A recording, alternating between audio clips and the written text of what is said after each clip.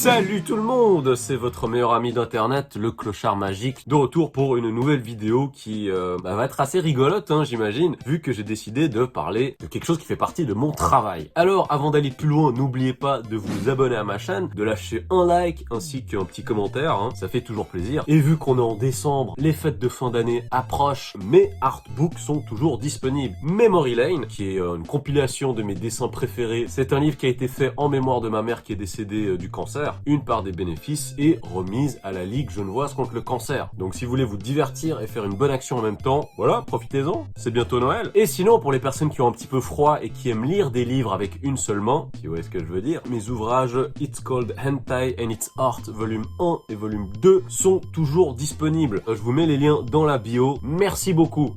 Alors je sais que parmi les personnes d'entre vous qui projettent d'aller au Japon ou qui sont déjà allés au Japon ont un petit peu une appréhension au niveau du langage. Comment prendre les transports en commun, comment lire les panneaux de direction, comment commander des sushis dégueux dans le Kaiten Sushi que vous avez vu dans 36 000 chaînes YouTube. Mais voilà, surtout comment espérer communiquer avec les locaux et peut-être pouvoir pratiquer le gyrophare togolais avec certains d'entre eux. Les Japonais sont très mauvais en anglais. Mais pourquoi cela? Eh ben mes réponses sont après le générique.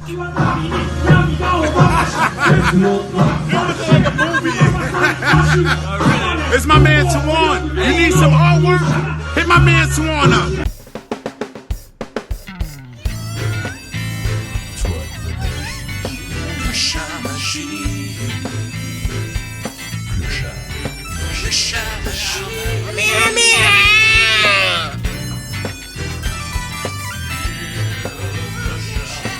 Hello.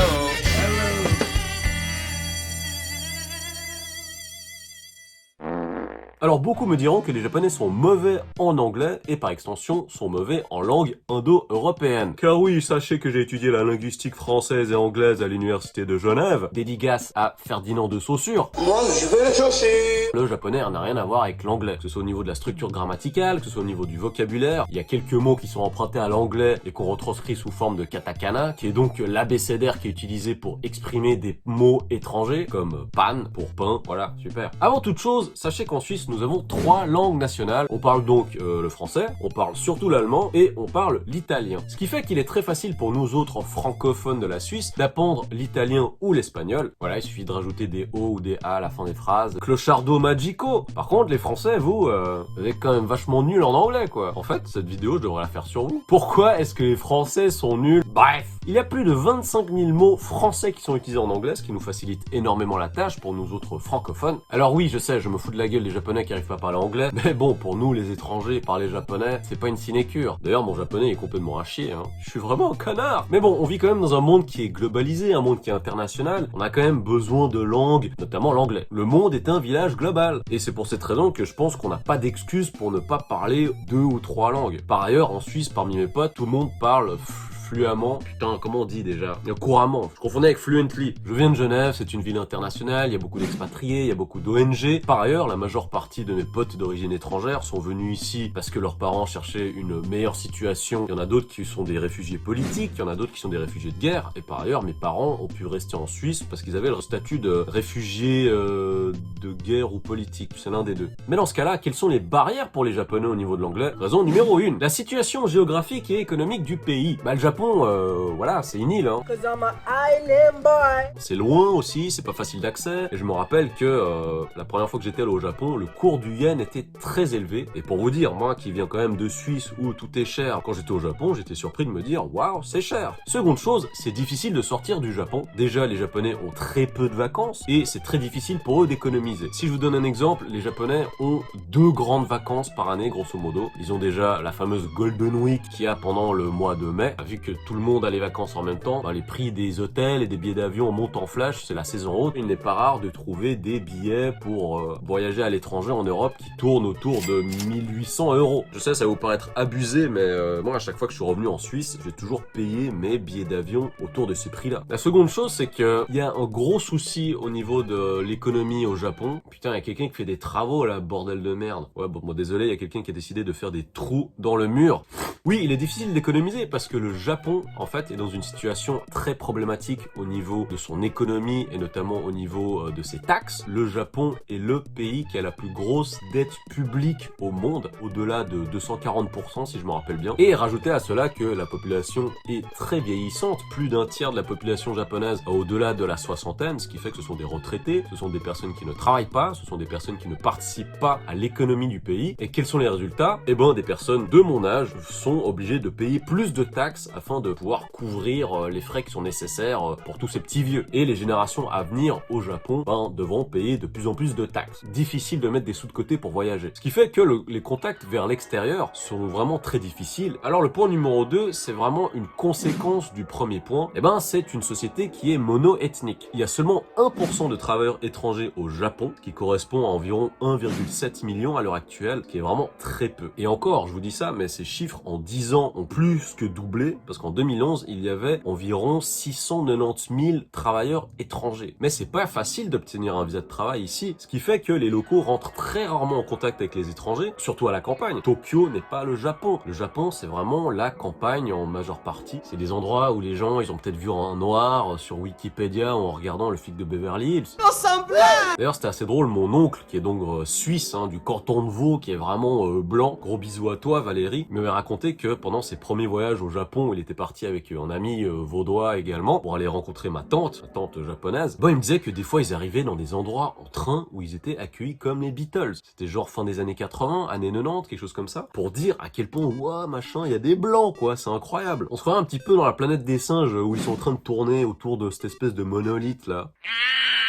Et même à l'heure actuelle, pour beaucoup de mes amis japonais qui habitent ici, je suis leur premier, voire même leur seul ami étranger. Point numéro 3. Là, on rentre vraiment dans le cas de la mentalité et de l'éducation qu'il y a dans le pays. Il y a même une réforme très récente au niveau de l'éducation nationale où on demande aux élèves d'apprendre l'anglais. C'est donc une matière qui est obligatoire dès la 3e année d'école primaire. Et malgré tout ça, leur niveau est complètement à chier. Je vous avoue que je me sens un petit peu complice. Mes élèves ne peuvent rien apprendre avec moi. La mentalité et l'éducation vont de pair, étant donné que l'une est le produit de l'autre et vice versa. C'est vraiment un cercle pas vertueux en fait. Et à mon humble avis, la mentalité c'est vraiment le problème de base. Les écoles et les juku, où je travaille donc, utilisent des techniques d'enseignement qui sont datées et qui sont basées essentiellement sur l'appris par cœur. Et ça c'est vraiment quelque chose qui m'avait choqué quand j'étais venu apprendre le japonais ici. On nous apprenait des phrases déjà toutes faites et on nous expliquait pas les délires genre sujet, verbe, complément d'objet, complément de verbe et tout ce que vous voulez. Et pour l'apprentissage de l'anglais, c'est la même chose. C'est que nous, on enseigne des phrases toutes faites aux élèves. Si on pose une question à ces élèves qui sort un petit peu de ce schéma de base, ils sont incapables d'y répondre parce qu'ils n'arrivent pas à penser en anglais. Et en fait, dès que j'ai commencé ma formation, mon training au sein de ma compagnie de FDP actuelle, j'ai tout de suite compris qu'il y avait quelque chose qui allait pas. Les élèves devaient apprendre leur vocabulaire d'anglais par cœur durant la leçon. Mais je sais pas, c'est complètement débile. Faut faire ça chez soi, faut pas faire ça pendant les heures de cours où ils vont perdre 15-20 minutes à faire ça et ils payent pour ça. Certes, il est important d'apprendre des choses par cœur, notamment le vocabulaire, notamment des déclinaisons, des conjugaisons, mais si on ne parvient pas à comprendre le langage et si on ne parvient pas à produire du langage, ça ne sert à rien. C'est que du recrachage de phrases toutes faites, quoi. Mais j'ai des élèves qui étudient dans mon école depuis plus de 5-6 ans qui sont incapables de faire une phrase comme « Peter likes to eat banana ». Quand je vous disais avant que je me sentais coupable de ça, c'est parce que dans ma compagnie, on est obligé d'appliquer leur méthode d'enseignement. C'est quelque chose qui est complètement rétrograde et stupide. Et quand je vous dis qu'on est obligé d'enseigner selon leur méthode, c'est qu'on est tout le temps fliqué par le staff japonais. Ils surveillent la façon avec laquelle est-ce qu'on donne nos cours. On doit filmer certaines de nos leçons afin de montrer comment on donne les cours. Et voilà, en fait, on est tout le temps espionné. Ce qui fait qu'en plus de ne pas être une méthode d'enseignement constructive pour les étudiants, ça crée vraiment une atmosphère de travail qui est très toxique. Donc, il n'est pas surprenant que mes élèves... Putain, il fait chier, lui, là. Ah. Donc, c'est pas très... Non mais va chier avec ta perceuse. Bon, je vais quand même reprendre rien à foutre des bruits parce que sinon je serais jamais capable de faire ma vidéo. Alors l'un des autres problèmes qu'on a, c'est évidemment les profs japonais. Alors vous allez me dire, ah mais c'est gonflé, comment est-ce que tu oses dire ça? Le CELTA, la formation que j'ai faite en Angleterre, est la formation la plus difficile pour pouvoir enseigner l'anglais à des adultes. C'est très difficile, c'est très rude, faut vraiment avoir des connaissances grammaticales de haute voltige. Et pour vous dire le stress, c'est que sur ma formation, on était dans un groupe de 6, une personne a abandonné et des autres qui chialaient en fait. La première règle du CELTA, c'est que tout doit être enseigné en anglais. Le but, c'est que l'élève soit entouré d'anglais afin de pouvoir penser en anglais. Au Japon, les professeurs parlent uniquement en japonais lors de leurs leçons, hormis lors de l'énonciation de certaines phrases en anglais, et c'est en majorité de la traduction. Ce qui fait que, dans leur tête, les élèves japonais pensent en japonais dans un premier temps et pensent à la traduction en anglais, alors que quand on apprend une nouvelle langue, on doit essayer de bypasser cette phase de traduction. Donc voilà, ça déjà, c'est une façon d'enseigner qui est totalement erronée. Règle numéro 2 du CELTA, teacher times talk. Ce dernier doit être réduit au minimum, quitte à ne pas être poli. Donc on utilise vraiment l'impératif, on ne dit pas s'il vous plaît, on ne dit pas merci, dire le plus de choses possible avec le moins de mots possible. Et ben malheureusement, la langue japonaise, elle est le reflet de ses manières et de sa culture, ce qui fait qu'on ne s'exprime pas de la sorte de façon générale. Il y a beaucoup de formules de politesse qui parfois peuvent être très balourdes, c'est mon avis, et qui nécessitent beaucoup de mots et donc de temps afin d'exprimer des choses qui pourraient être dites de façon très rapide. Cela s'explique par le fait qu'il existe différents niveaux de langage, et voilà, on ne peut pas parler simplement, il faut vraiment utiliser des suffixes précis, il faut utiliser un vocabulaire spécifique, et ce, en fonction de la situation et de son interlocuteur. A contrario, l'anglais n'a pas de vouvoiement, on est beaucoup plus direct. J'ai deux autres exemples à ce sujet. Le premier, ça concerne un téléphone que j'ai eu il y a pas longtemps avec la compagnie qui était en charge de mon internet, et voilà, j'avais vraiment besoin de quelqu'un pour résoudre mon problème rapidement. J'avais dans l'heure un meeting de travail sur Skype, mon interlocutrice japonaise a passé plus de temps à exprimer des formules de politesse plutôt que régler mon problème. Donc voilà, le facteur temps, c'est quelque chose. Après, deuxième anecdote, c'est concerne le fait d'être trop direct. J'avais eu un entretien avec le directeur d'une grosse boîte de marketing de pub ici à Tokyo. Le directeur m'a dit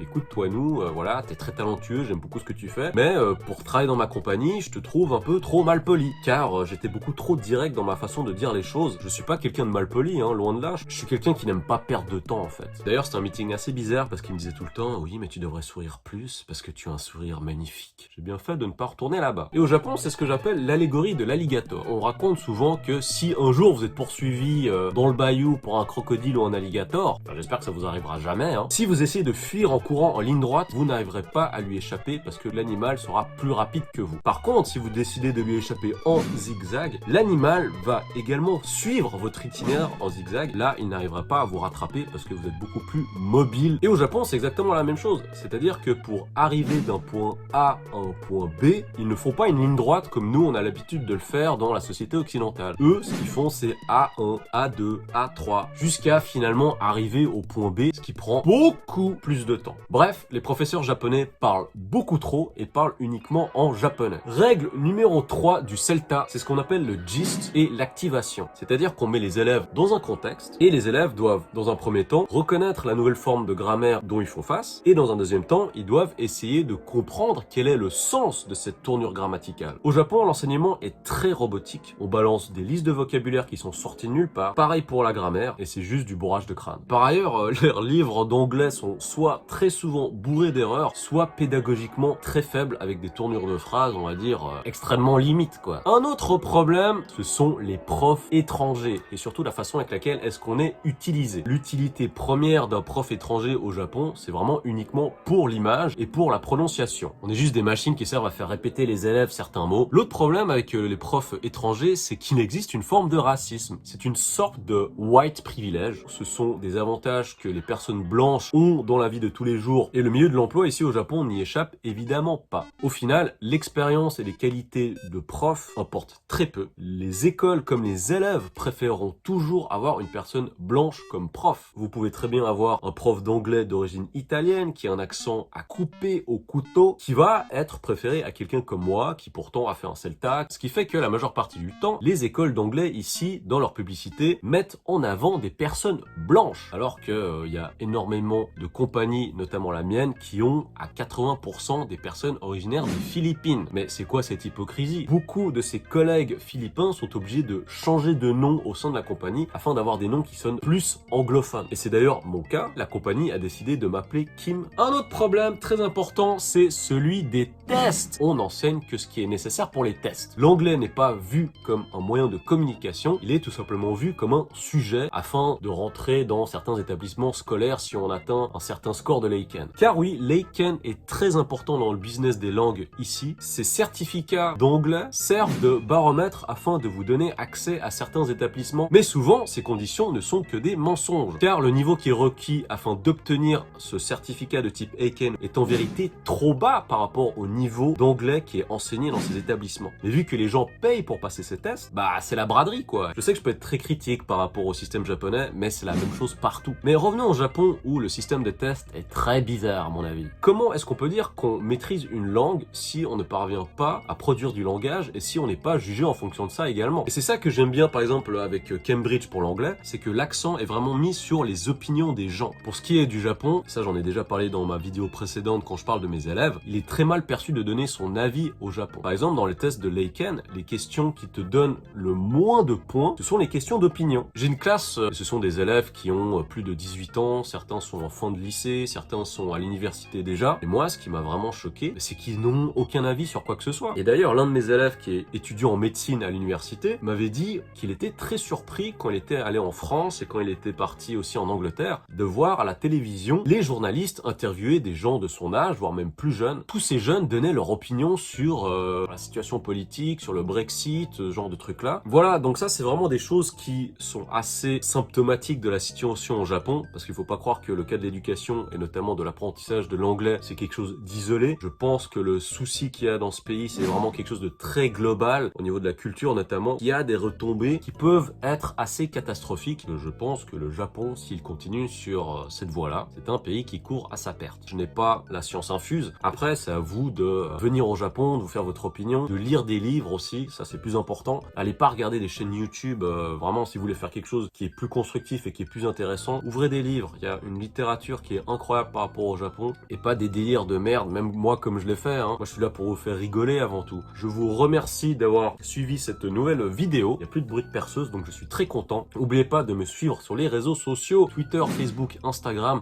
@AirForce1. Abonnez-vous à ma chaîne, lâchez un commentaire, un like et partagez aussi si ça vous fait plaisir. En tout cas moi ça me ferait super plaisir. N'oubliez pas les Tipeee ou le Patreon, lien dans la description. Le choix est vôtre. C'était le Clochard Magique. À bientôt!